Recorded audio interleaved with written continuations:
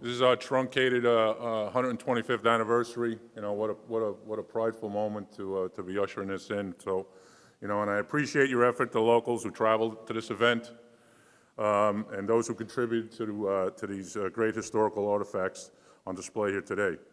I also want to thank our contractors, some of who've taken the time to come, and their ever important partnership with us. Is you know, we've had great long-term relationships with a lot of our locals on both sides of the aisle, and you know, without them, we would just have nice-looking contracts and no members. So it's a tribute to them, and it's a tribute to all the relationships that everyone in this room and those that come before us have built. So I really appreciate it.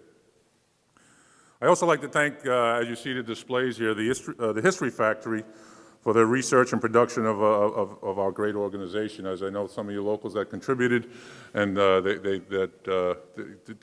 the time to interview and go into your own archives, and it's you know, this is a great long-lasting thing that these young people up here in 50 years, when you know we're all sod, will you know, be carrying on this great tradition. So you know, like I said, I remember, you know, I'm a 40.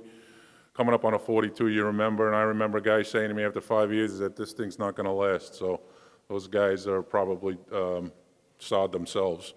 But this thing is going to be here forever, and it's a lot to do with the people that obviously came before us, the people that are here now, and the people that we're training now for the future. And it's a very important thing.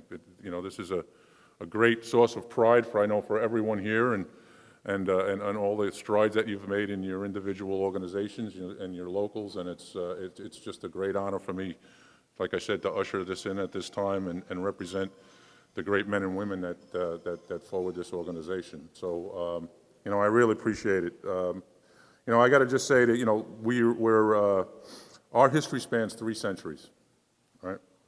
So, well, you know, where all of us and all of our members and those before us were front and center on every tick of the clock of history.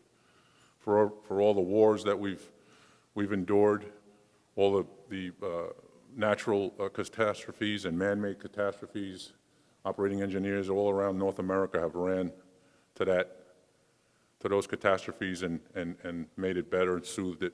Some of them got ill, some of them lost their life, some of them got injured. But they always endured, and they ran back again and again, as we've all seen, you know, with natural disasters and, like I said, man-made disasters, the things that the Army Corps of Engineers and the Seabees have done through every war that this country has sent our brave men and women to. They've also been there on the front lines and made sure that they were advancing our interests.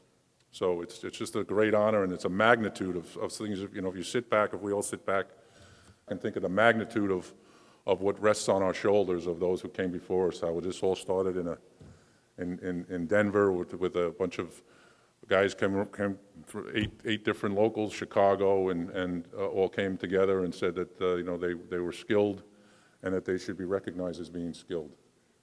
And here we are today.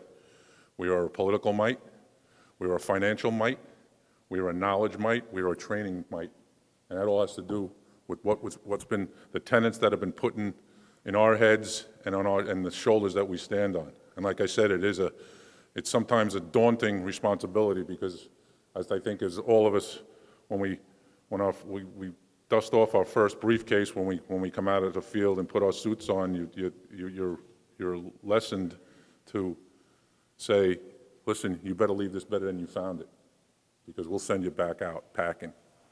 And sometimes that happens, but that's all. It's not because someone is a delinquent. It's just that it takes a special type of person to understand and forward that and deal with.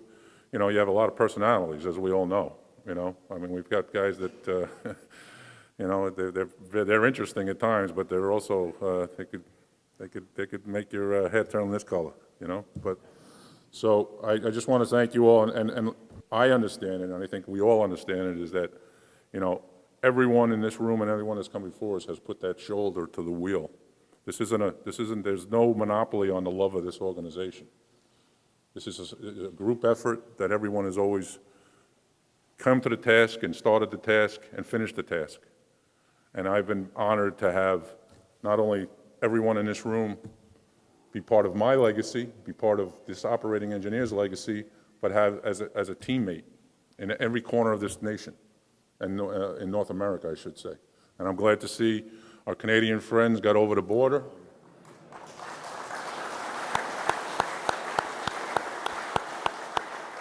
Hopefully they'll take them back.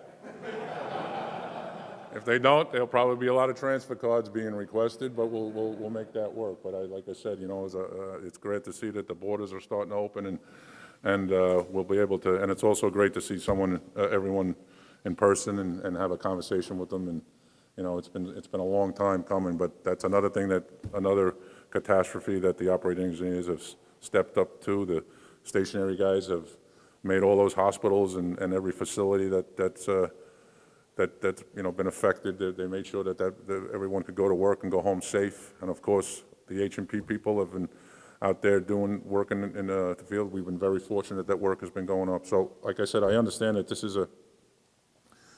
is not a one-man band, and it's all due to the shoulders that we all lean into the one thing. Of course, I just want to also recognize that, like I said, we were a financial might. A lot to do with our central pension fund and your local pension funds, that you have people retire with dignity, with health and welfare, and you know, you're seeing now that we always thought it was commonplace. It's not. You know, I'm sure you all talk to your retirees and some of you young people that maybe are just getting into this game. You know, it looks like, well, why the heck are they taking that out of my check? But you find out when you start to get a little creaky in the bones that it meant something, because you can, like you said, you can retire in dignity and live out your life, you know, in a healthy manner. So we had asked the Secretary of Labor to come today, and he was slated to come. He was excited to come. He's been a good guy. He's out of Boston. It's hard to understand sometimes, so that's why I asked the local four guys to come in and translate, but I couldn't understand what they were saying either. So, but I kid Billy because he knows I love him and he's a good man. But you know, the Secretary of Labor, he was a laborer in the Boston area. He had a great relationship with the operating engineers there. He was the head of the building trades. He was the mayor.